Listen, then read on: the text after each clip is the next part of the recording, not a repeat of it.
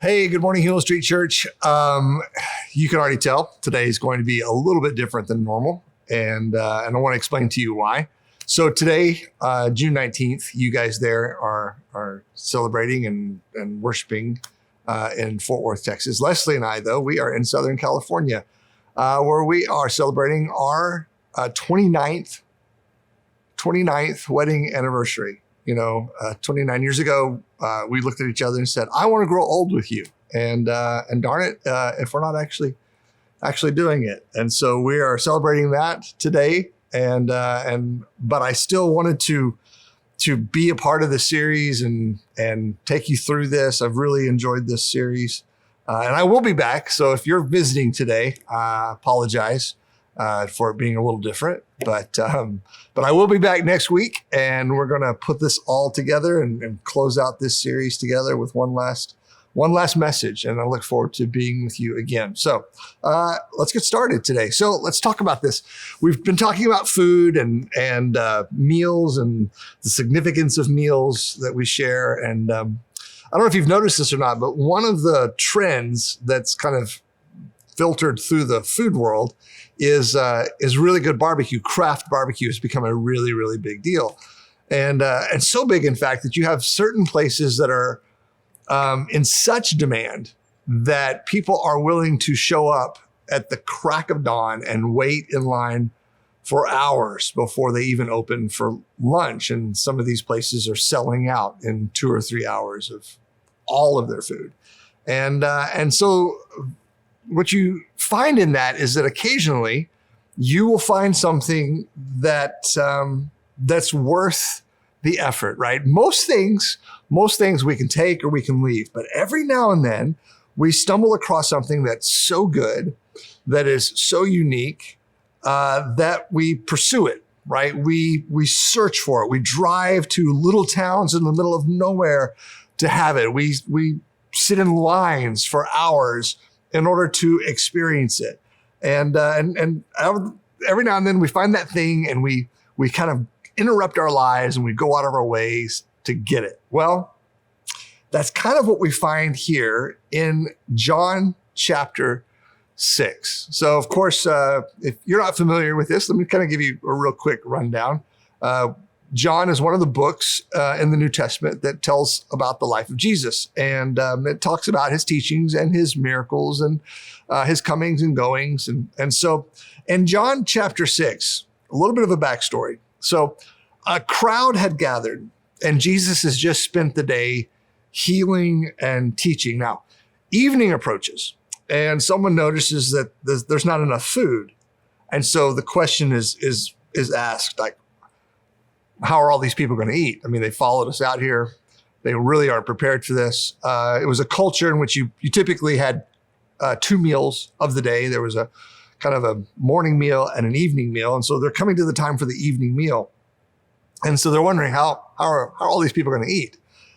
And so Jesus has everyone sit down, right? And somebody brings him 5 loaves and 2 fish. And he blesses them and he sends them out, and they start passing out the bread and the fish. And you probably know what happens next. Everyone eats their fill, all 5,000. Now they say they're 5,000, and really probably was much more than that, because in some recordings of this, it says that these were 5,000. They only counted the men. Don't hate the messenger. That's just what they did. They only counted the men, but so it doesn't count the women or the children or everybody else there. So, I mean, we're talking maybe 15,000 people, it could be a lot of people there. And it says something really interesting. It says, everyone ate until they were satisfied. And that's really unique because that was a culture, and we'll talk a little bit more about this a little later, but that was a culture in which food was not as readily available as you and I know. And just because you ate doesn't mean you ate till you were full. And so to be satisfied, to be full, that meant something. That was a good meal. That was a nice meal, and it didn't always happen. And so at the end of it, you know, there's bread and there's fish left over. It says they go around and they collect 12 baskets of leftover food, which is another picture of what God does for us, right? Just real quick, a little bit of a tangent, whether it's grace that God extends to us or bread that he provides to us. There's always more than enough. So Jesus feeds them, and he feeds them till they are satisfied, which, you know, it's a meal that they're not used to. And they respond in a really dramatic way. They immediately begin to hatch a plan to make him king. And that's only normal, because what do we do when somebody provides for us, right? We immediately want to put them into power because we think they'll be able to take care of us, right? They're the ones that'll give us what we need. And most politicians, their promises are promises of, hey, if you elect me, I will do this for you. And we always want to put that person in power who we think will provide for us. And so that's what they're trying to do. They want to put Jesus into power. They want to make him king because he fed them, and he fed them until they were full. But that's not Jesus's agenda. Like, he's not there for earthly power. And he notices this, he senses this desire, and he slips away kind of under the cover of darkness. He kind of slips away so they can't do that. But they wake up the next day, he's gone, and they're not deterred. They go looking for him. And it says when they found him on the other side of the lake. I mean, they went a great distance. On the other side of the lake, they asked him, Rabbi, when did you get here? It's kind of all really innocent. Like, oh, hi, hey, how did you get here? And Jesus answered them and says, I tell you the truth. You are looking for me, not because you saw miraculous signs, but because you ate the loaves and had your fill, because you were satisfied. I satisfied your hunger. So it's essentially saying, hey, you can drop the rabbi stuff. I mean, I know you're being polite, but I know why you're here. And you're not here because of who I am. You're here because of what I can do. So you're not asking me in this moment what you can do for me. You have made the effort to be here because of what you can get from me. He says, you're not looking to serve. You're looking to be served, right? And he's right. That's not unusual. At least in our initial contact with Jesus, and I've said this before, a lot of times when we first come to faith in Christ, we do come for selfish reasons, right? Because what he can do for us, what he can provide to us, and I don't think he's not criticizing them in this moment, but he's just being very real about it. He goes, let's just call this what it is. You're really not here for anything other than what you want. And so then he uses that, right? And he takes that moment of this meal and this food, and he begins to teach them, because that's what Jesus does best. He takes things that are really common and normal, and he is able to show us the spiritual truth behind it. And so he says this, he goes, do not work for food that spoils, but for food that endures to eternal life, which the Son of Man will give you.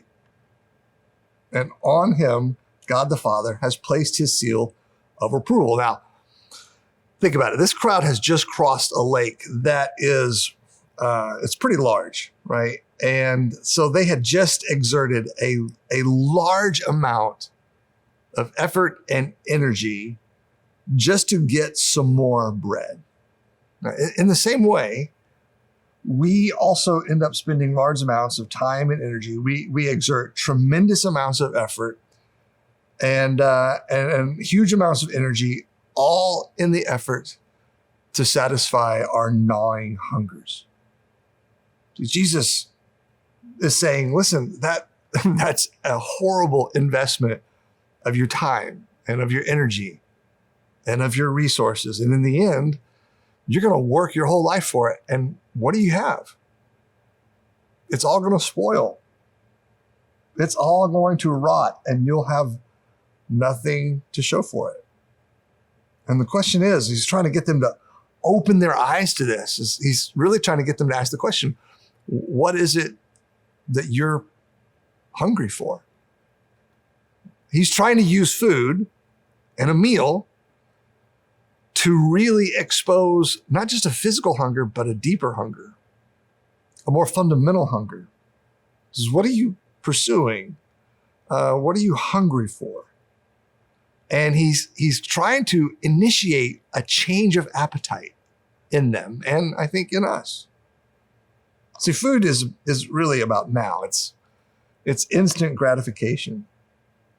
And Jesus is reminding us that we need to operate with a eternal perspective, to look at what we are doing and what we are pursuing, and we need to look at these things and kind of filter them through the idea or the perspective of eternity.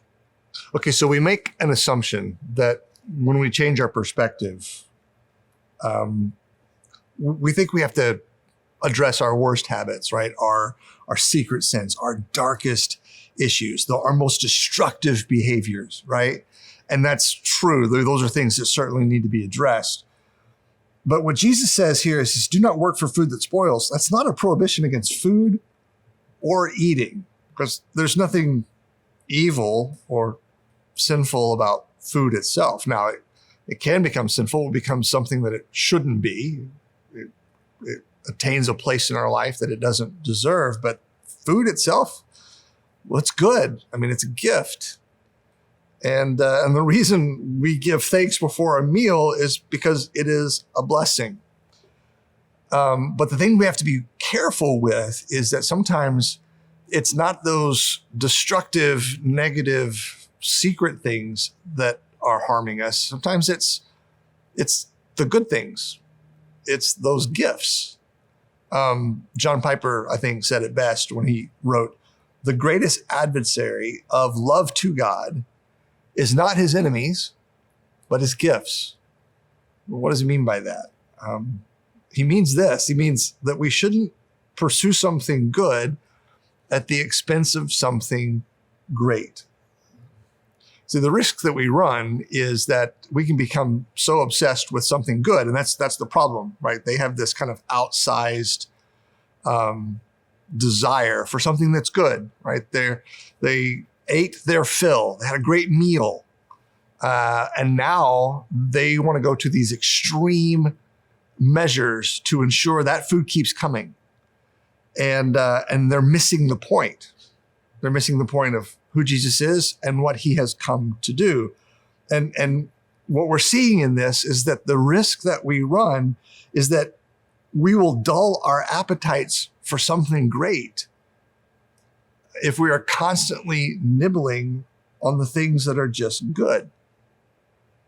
And so it continues, and they look at him and they ask him, okay, so what must we do to do the work God requires? And they seem to be getting it, right? That seems to be like, all right, tell us what you want. Tell us what we need to do. But really, the question reveals that they're really thinking still on a physical level. They're still kind of locked into this earthly kind of physical plane. Because look how it says. It says, what must we do to do the works, right? I mean, they're talking about things that they can do to do the works that God requires. And that's our way, right? We constantly run into this. We are always trying to solve spiritual problems through physical effort. We're trying to satisfy spiritual hungers through physical things.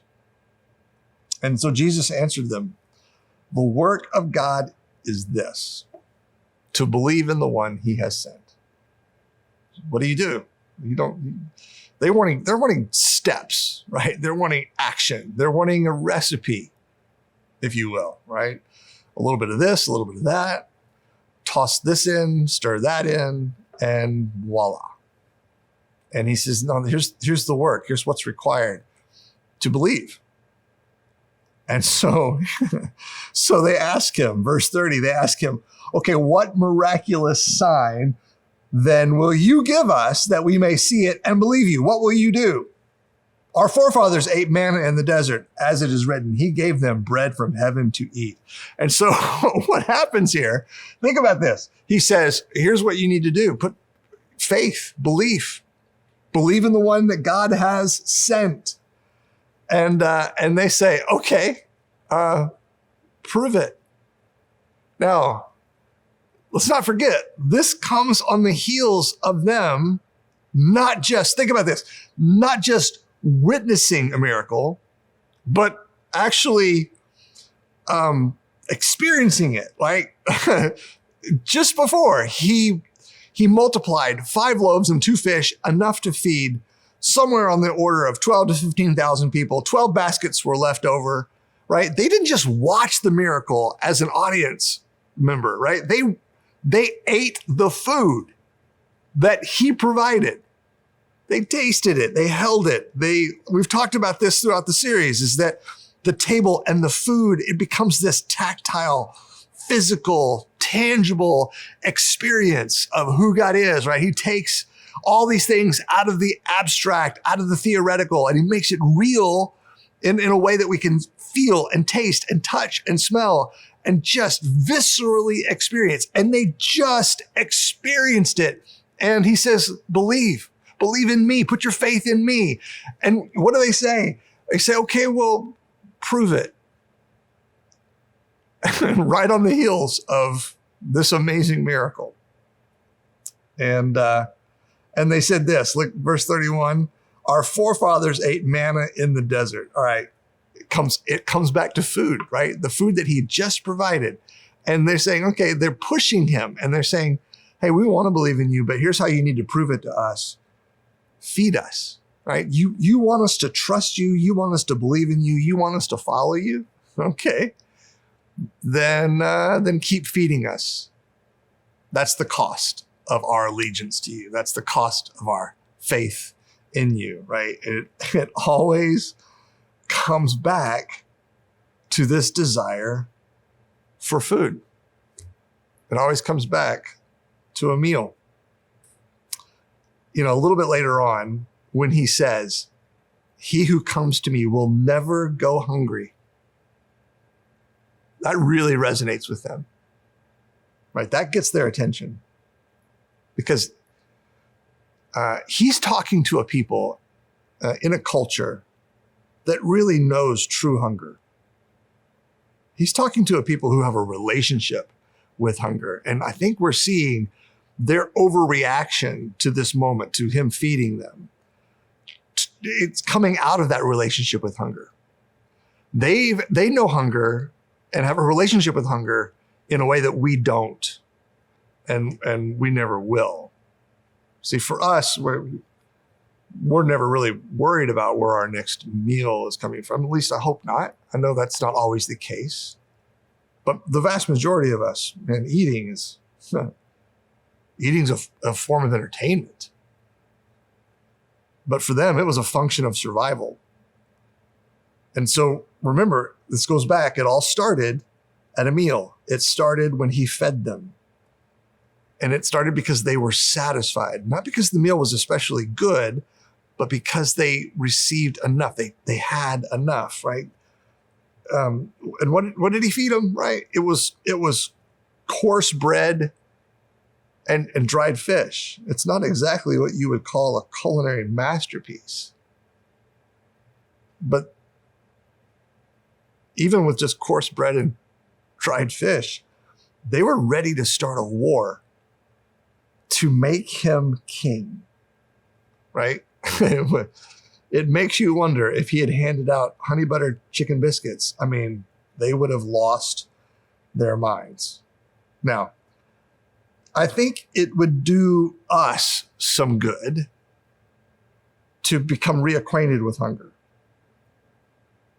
And let me explain to you what I mean by that. Several years ago, I'll never forget this. Several years ago, I was trying to be healthier, right? I was trying to lose a little weight, and I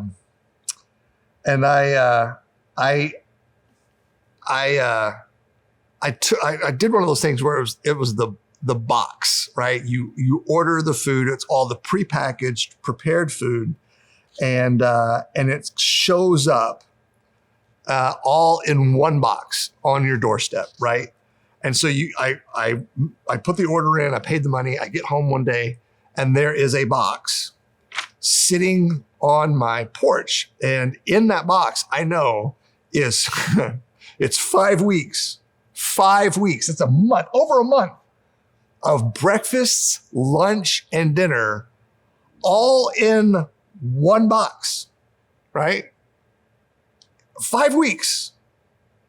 And how does it all fit in one box? You walk up and you're like, there's 5 weeks of food in this box. It must be a magic box, a very special box. And you know, I tried that. Maybe some of you tried that. You know as well as I do. Hey, the food's not bad. I mean, all 3 bites are excellent, right? But what it did was it reacquainted me with hunger, a real hunger. And so reflecting on this passage, I was reminded of that thing, that moment, that experience. Let me ask you a question. I don't know if it's ever occurred to you, but this thought ran through my head. When God made us, right? He designed us, he wired us, he created us, right? Why did he create us to feel hunger the way that he did? You ever thought about that? See, real hunger is not a pleasant feeling. It's not an enjoyable sensation. I mean, surely there were other ways that he could have caused our bodies to indicate our need for food.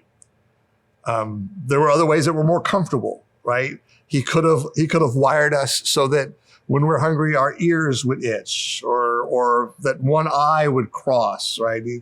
He made hunger into a sensation of emptiness. There's a kind of this ache that comes with hunger.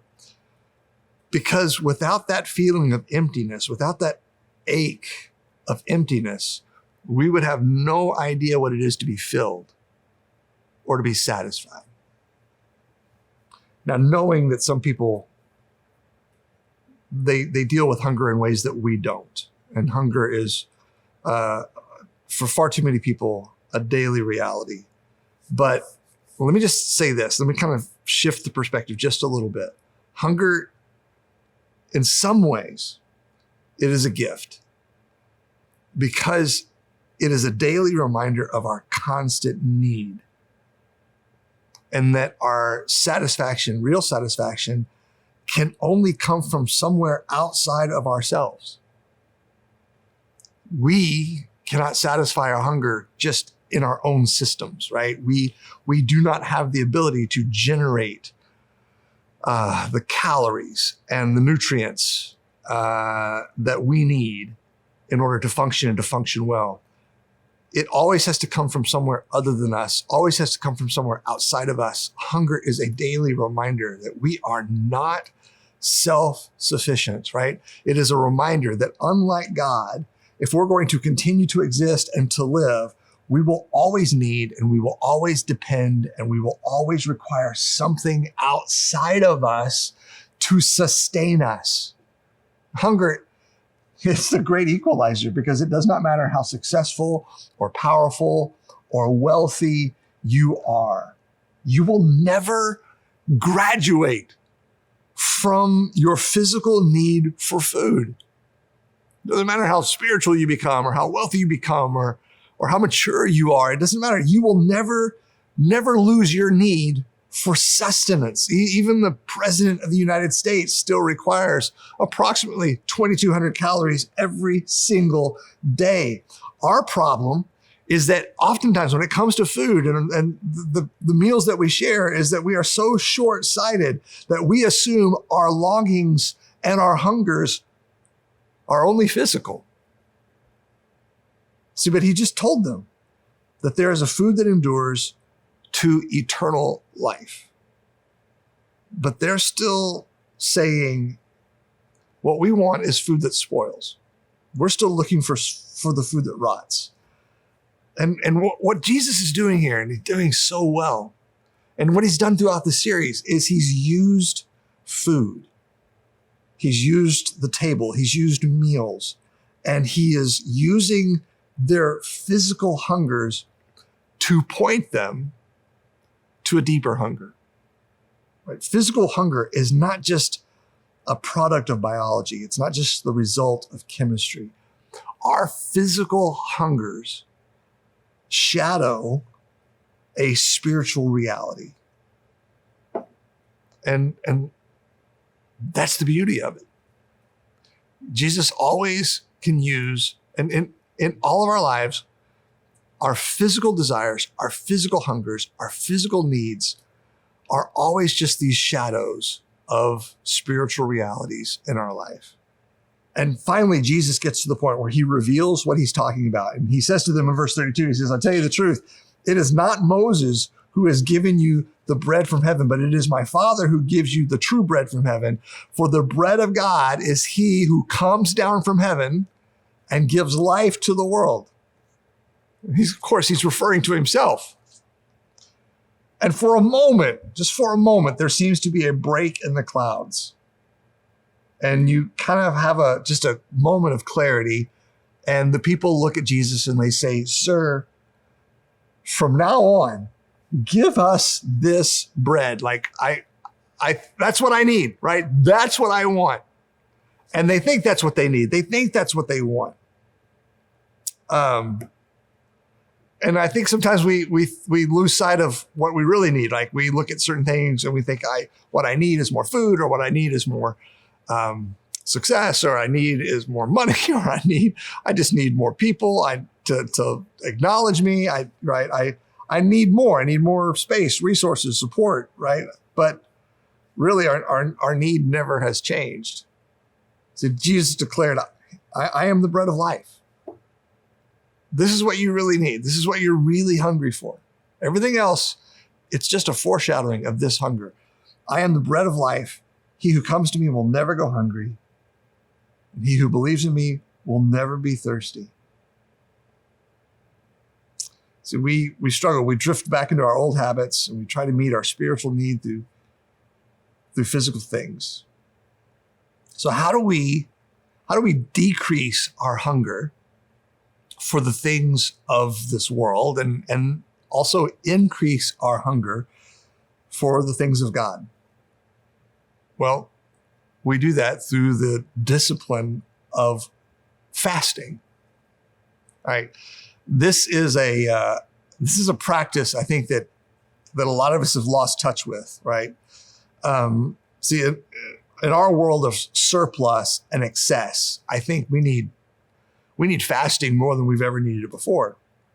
And although at this time, we talked about this before, like Jesus is criticized because he and his disciples do not fast. And he says, man, this is the time that we don't fast. But he does point to later a time in which we will fast and when we will pray and fast. And so there's an expectation that fasting will be a consistent part of our spiritual disciplines, right?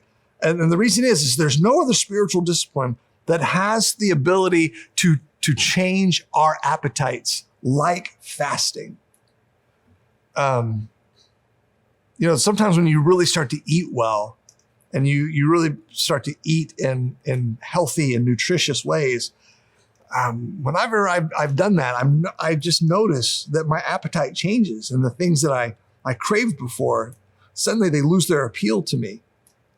And sometimes I look at some of the things that I really was hungry for before, and I see them as not as something to enjoy, but almost as an obstacle that was getting in the way of what I wanted to achieve. There was an obstacle getting in the way of what I wanted to experience. Fasting has the ability to remind us that the things that we need, or let me say it this way, fasting has the ability to remind us that the things that we think we need are really just the things that we want. There's a difference between want and need.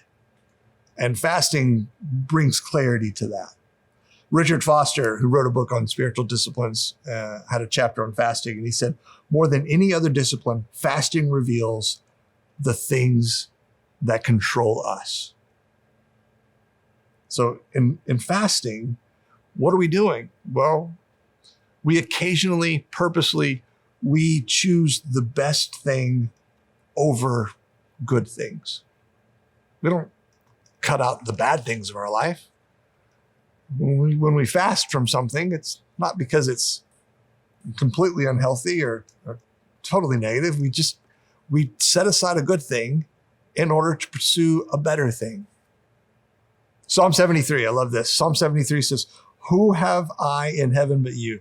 And earth has nothing I desire besides you. My flesh and my heart fail, but God is the strength of my heart and my portion forever.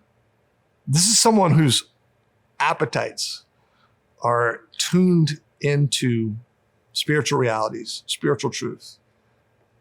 I want you more than I want anything else.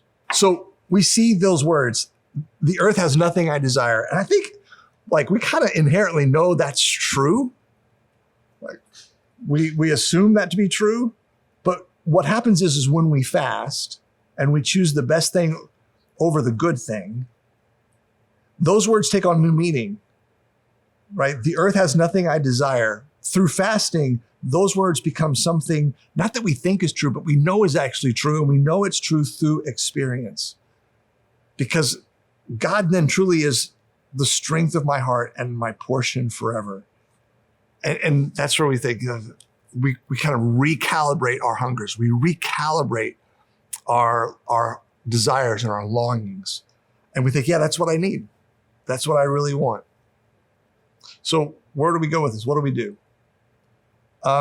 Here's what I want to encourage you to do. We've spent the last several weeks talking about food and interviewing chefs, and it's been good for all of us. But here's what I want to encourage you to do. I want to encourage you to fast from something for one day this next week, whatever that thing is. Now, it could be food.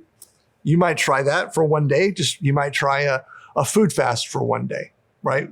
You might fast from a certain kind of food. You might say, I'm going to fast from sugar, or I'm going to fast from caffeine. Or some of you, though, you might be a different kind of fast. It might be something you need to cut out of your life. Like, I'm going to cut out social media for a day. I'm going to kind of take a break from the internet, or I'm going to take a break from TV, or whatever it is. I'm going to take something out of my life. And it doesn't mean it's inherently bad, but I'm going to just carve that out of my life for a period of time. And what I'm going to do is I'm going to replace that. So that time in which I'm eating, or which I am surfing or scrolling or whatever I'm doing, I'm going to dedicate that to pursuing the Lord, right? I'm going to take that time just for one day, and I'm going to replace the time I'm going to have spent eating or surfing or posting, and I'm going to pursue the Lord. I'm going to spend some time in His Word that I wasn't doing before. I'm going to spend some time in prayer that I wasn't doing before. And I just want you just to try that for one day, just one day, and see where it takes you, and see what it does for you, and see that God really does want to recalibrate our hearts. He wants to reshape our appetites. And so that when Jesus declares, He says, I am the bread of life. He who comes to me will never go hungry. He who believes me will never be thirsty.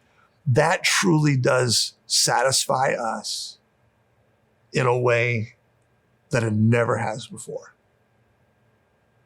And so I hope that you will just take that challenge. You will be encouraged, and you will, through that experience of fasting, you will find a hunger for God. You will recover a hunger for God and the things of God that you've never experienced, or at least you haven't experienced in a long time. Love you guys. Again, I will be back with you next week. And I'm going to toss it back now to Stephen and let him close out the service. See you soon.